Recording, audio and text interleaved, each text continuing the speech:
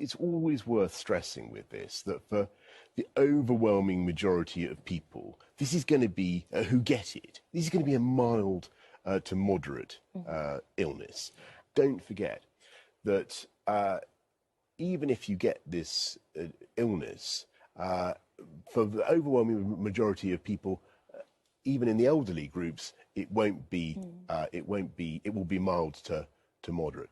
It is clear that the risk is very heavily weighted towards older people, but I think people translate that into, if I'm old and then I get it, I'm likely to pass away.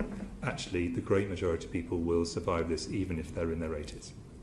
Then, for people who have mild disease, which is the great majority of people, to be clear, most people have a mild or moderate infection. Some of them have something which they hardly notice at all.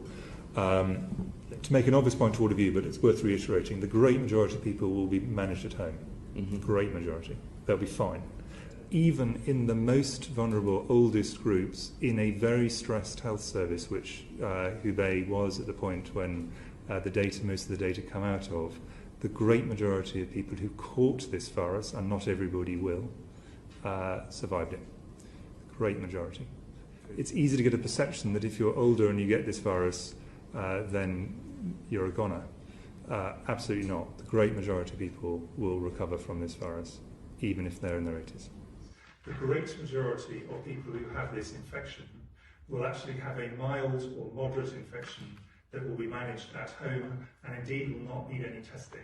I also want, at this stage, to speak directly to older people, because this disease is particularly dangerous for you, for older people, even though the vast majority of older people will experience a mild to moderate illness.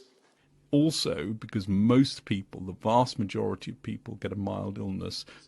For most people, it's a mild disease. The great majority of people who get this virus, irrespective of age, will recover from it, and most of those will have